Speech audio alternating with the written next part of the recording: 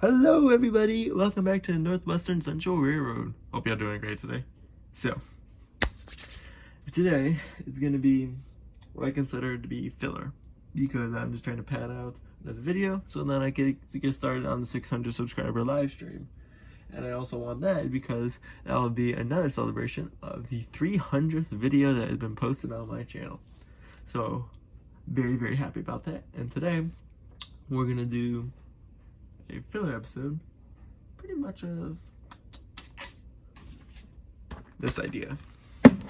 Reviewing the Lionel 2023 Volume 1 catalog, because I do not have the 2024 one, and if I did, I can't find it.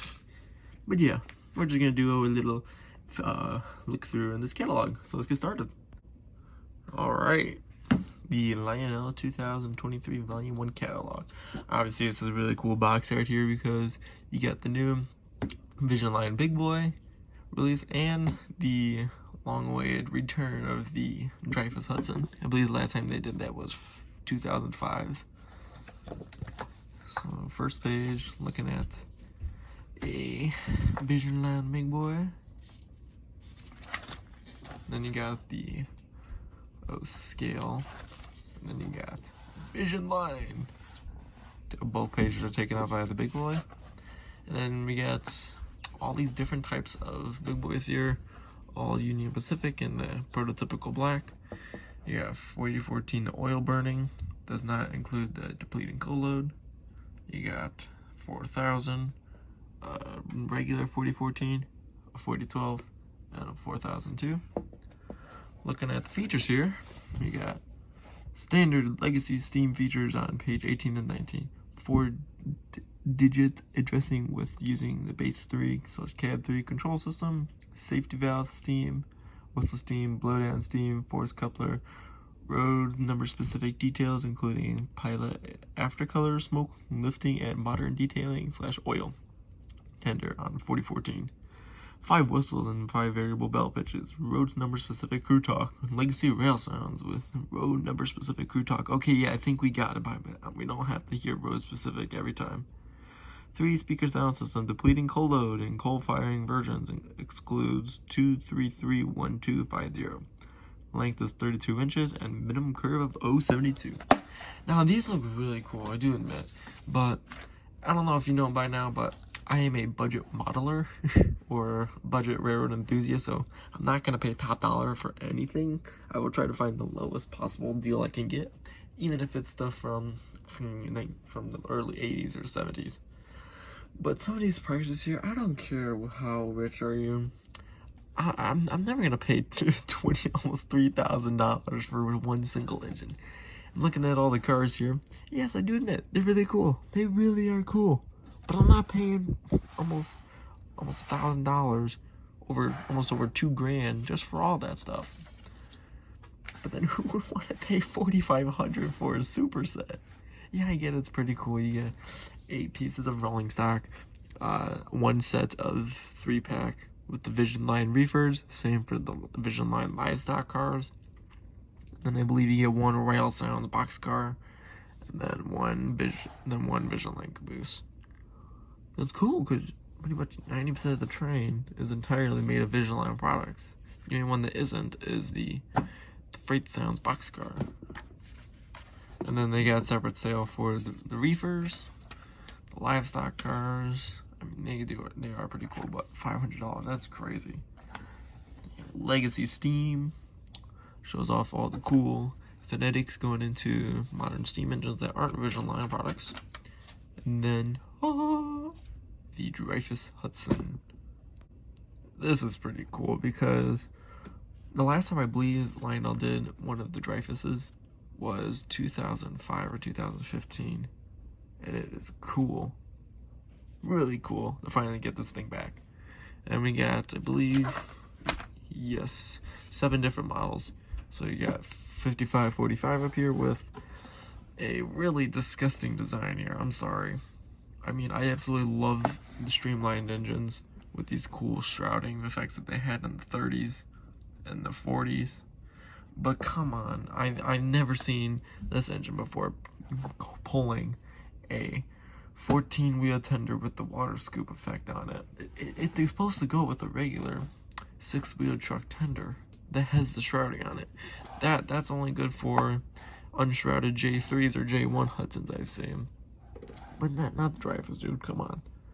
And it looks even uglier in that paint scheme. No, I'm sorry. Because the only thing but besides that, I think this look really cool. It looks more like the Commodore Vanderbilt at that point. I think it looks cooler with this design. These somewhat holy wheels, but completely asymmetrical. Normal tender instead of normal tender with normal standard wheels. Yeah, you gotta make yourself stand out. You gotta do something interesting and cool, but not that. Looking at the passenger cars here, you'll probably have to pay probably around the same price or a little more if you want to get all 8 of these cars. It's probably more than the engine. Looking at the Russian decapods, they look pretty cool. I mean, $1,300, that's not a bad price. Don't mind that noise. And then we got the, I'm assuming it's the I one because it's supposed to be an L1. It'd be wrong because I believe the L1s are articulated camelbacks, which, in my opinion, are pretty dope looking. Love to get one, but they're like $700 on trains.com, only by third rail. But yeah, hoping to get one someday. Looking at these, I don't get it. $1,500 for that one for $531, but then you got $4,258 here with a long freaking tender.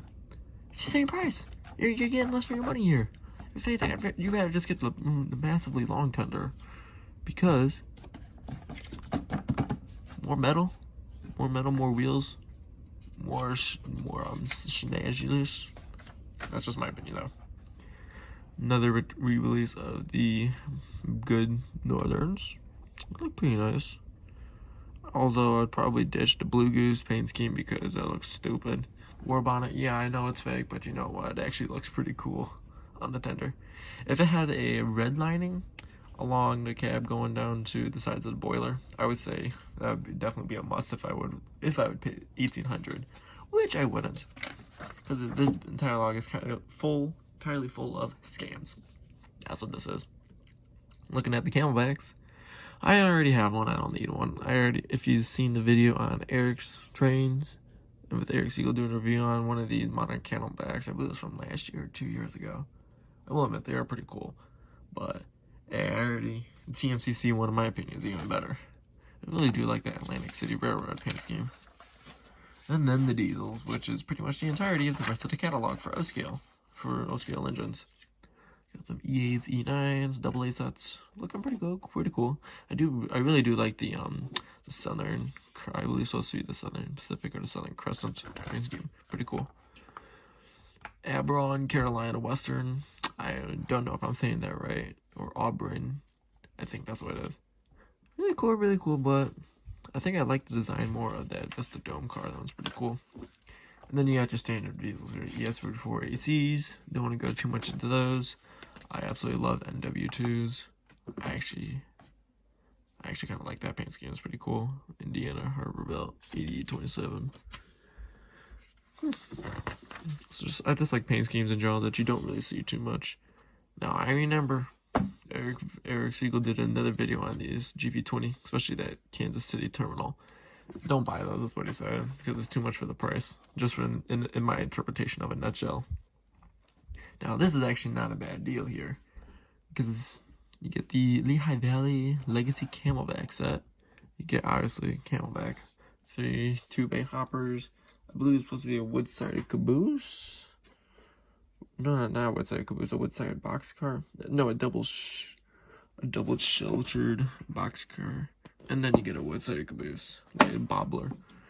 Hey, even though it's 4 wheels, you're definitely getting a lot more value for money here. Compared to what you get, compared to older stuff you can possibly get. Yeah, it's still not good, but hey, if you're going for something modern, it's not a bad deal. Because technically, you're only paying under $300 for these cars. And later in the catalog, one copper is like $100. So you're definitely getting a lot more value for money here. Then, what do we got? The Union RR Hot Metal Train Legacy set. Very cool, because last time I'd seen the Hot Metal cars being re-released was for the Polar Express theme, which I thought they looked garbage. But Union, I'm assuming it's supposed to be railroad. Hey, at least they're all the same road number, or at least the same railroad name. Union Railroad, Union Railroad, Union Railroad. That's kind of cool. Iron Hippo. You know, probably the only thing that screams at you is quantity. Because 6 hoppers, that's pretty cool. And then, oh boy, the Rock Island Quad Cities rocket set. What the hell is with the pricing these days? $1,000 for, I'm assuming it's an E8? Yeah, an E8 with 2 and 21-inch passenger cars. Really? Really? I could probably get an E8 for, like, probably be an older one, if they even made those before. Probably for way cheaper than $900. And you got your Fast Fruit Express set. Interesting, but like, if they're the Vision Line reefers, then yeah. Oh, they actually are the Vision Line reefers. Interesting. So at least you get the 3-pack of them, so that adds some spice to it. And you get the Vision Line caboose. Alright, so that's a little bit better price. I understand it. But it's still way too expensive. Then we get some 50-inch flat car trailer, and then PS5 gondolas. I have 2 of these, actually. My collections are really old, but I'll tell you right now. Sorry if the awkward cut, my camera fell over. But yeah, I already got these gondolas. I can tell you right now, I definitely paid way less than $120 for 2 of them. You got your grain door boxcars. They're kind of cool. I like this one, though, with the door design. It's kind of cool. I'd love to get more scale rolling stock in my collection. That's why I'm probably going to make another purchase off of Trains for their free shipping deal. Anything over $100 in their specified library is free with shipping. And I already made my choices, so hopefully I can get another cool video coming out soon. Looking at these hoppers here, they're alright, but God, these prices are just so bonkers. I don't get it. It's crazy. It's crazy. Alright, now this is where I get more entertainment. The traditional gauge, because it's something that I like more. You get your cool phonetics. If you want to pause the video and check all those out, you can. Now let's move on. Some Mikados. I believe that is the same Mikado that they released about 5 or 6 years ago, but with a different tooling design for the drive rods. Alright, well, the thing I would do like about Lion Chief Plus 2.0 is, yeah, the engines here are really not good. Like, I would love to have got that Lion Master Allegheny that they put in the catalog, I believe from last year or 2021 or 2020 that they put in the catalog. I want that one so badly. I really would have spent the money on it because, hey, I love articulating engines, and if you got Lion Chief on it, it's cool. And the reason why I love Lion Chief, or at least the concept of it, is because for 2.0 plus 2.0, you get TMCC compatibility. I love that. Because then you can because now they brought back TMCC technically. If for the more boomers don't want to use the Lion Chief remote. Brought back the Bud cars. Kind of cool. Oh god. The biggest abomination in the catalog. Prices. Here we go. Disney. The Disney 100 Years of Wonder Lion Chief Bluetooth 5.0 set. $529. Are you serious for a little Atlantic with a tender, which is actually the wrong size for the engine because I've seen it before in person. It's taller than the engine. And 3 crappy passenger cars that all have plastic couplers, plastic wheels, not plastic wheels, plastic trucks, and terrible designs for lighting. And I'm telling you right now, I've seen a kind of modern one from 2017 of these newly designed heavyweight passenger cars.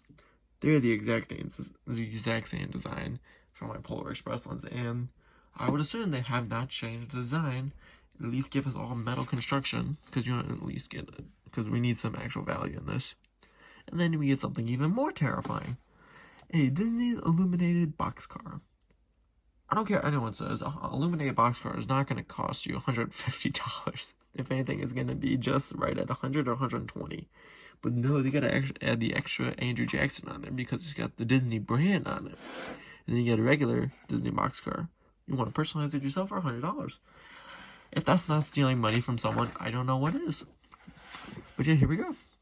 Even more, I feel like this is kind of false advertisement because it doesn't say that you get both of these cars. It just shows you both sides of the car. That's what I feel like they should announce right on the spot. But no, they don't. It was a little bit cheaper, but I'm never gonna pay that much for a boxcar. And then one of the biggest gag moments I ever got. The re-release of the Mickey Mouse handcar from 1934. I mean, it's cool, don't get me wrong, but it's still I believe it's still the exact same tooling and design, which brings back so much cool nostalgia for people who actually had one of these as a child, or got it passed out from generations. But not for $200. Not for $200. No. And then, oh god, I don't like this section as well because it's more ridiculously pricing. The Willy Wonka and the Chocolate Factory Lionel Bluetooth 5.0 set for $450. For that, I'm just gonna use my one swear word for this video. For this piece of shit, are you serious?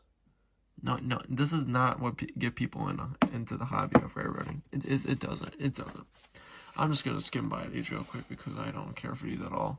Fast Freight Service Halloween themed. No one likes that. No one's getting scared of that because that's not horror. That's just childish. Cool, they brought back Lionel bought MTH tooling for their 280s, which are pretty cool. General, still the cool, but that's not the it's not one of the originals. Texas Special reskin of the F3 set for the Santa Fe. Speaking of that, there it is. Same set up here. It's not really that good pricing anymore. It really isn't. But at least you got a separate sale for that stuff. And yes, I understand it'll be more expensive than an F3 or I don't know what an FT is, but for me, I'm just gonna call it an F3. But yeah, I understand these are gonna be a little bit more expensive because it's a steamer, and you got more stuff with it. You get a tender. For diesels, you just get the engine itself. That's it. Then rail bonders. At least they have TMCC, because I don't think you could fit a Legacy chip in there. I don't know how big it is, but if TMCC is a lot smaller than Legacy, I understand. Then you got Hogwarts themed freight cars for Gryffindor, Slytherin, Hufflepuff, and Ravenclaw. I do not like the Harry Potter show because I feel like it's overrated, but I do admit that the movies are pretty good. Angelina, I can't read cursive. I think that's Angelina Toretta Thomas. Photographer for Lionel. I do admit that she's actually pretty good. She is really good. I do like it. I do like her photography. And yeah, I don't want that. No, I don't think anyone wants that. Jesse's System 50th anniversary. I don't think anyone wants to spend $89 on that piece of junk. Then Christmas. I really don't know why people would buy this stuff. I really don't. A Polar Express themed Bud car. Come on. No one's gonna buy that. I'm dead serious. And that's what I'm talking about earlier. You know, I re-released the Hot Metal car a few years ago just for the Polar Express theme. It's terrible. It's not good. I don't care what anyone says. It's terrible. It makes me so disappointed that people actually buy this stuff. Like, yeah, I get it. It's cool. But why are you spending so much money on Christmas themed stuff? And when you get it, it's not even really cool. Yeah, it may look cool on paper, but execution is going to be botched so badly. Who's going to spend this much money on this stuff? And like $150 for a music-themed boxcar? Are you serious? I have a Christmas-themed boxcar that plays music. I paid only $20 for it, brand new. Then you got the accessories. Now, these are actually kind of cool, I do admit. These plug, expand, play sections. Because I believe they're just like Menards products where you just plug the accessory into a cord, and then that cord goes straight to the outlet instead of, you know, to a little wiring port, and then that port is connected to your transformer, or that's connected to the wall. So it eliminates one or two steps out of the way. Then you got little blurb here for the 23rd LCA convention comes to Lionelville. I'm not reading all that, so if you want to pause it, go right ahead. Excuse me. Lionel's Collectors Club of America. And then, did you know Lionel offers custom run opportunities for train enthusiasts everywhere? Projects starting at only 100 pieces. Special events, anniversaries, club collections, commemorative occasions. Custom run options made in 64 boxcar, Land G plus 2.0 engines, ready to run sets, O scales, rolling stock, American Flyer rolling stock, ready to play, traditional O gauge rolling stock, and legacy engines. And then they got all the prices for every single piece of something in the catalog. And it just ranges from literally everything in the catalog. And then this is all we get for S gauge. That's it. That's all you get for S gauge, or at least American Flyer.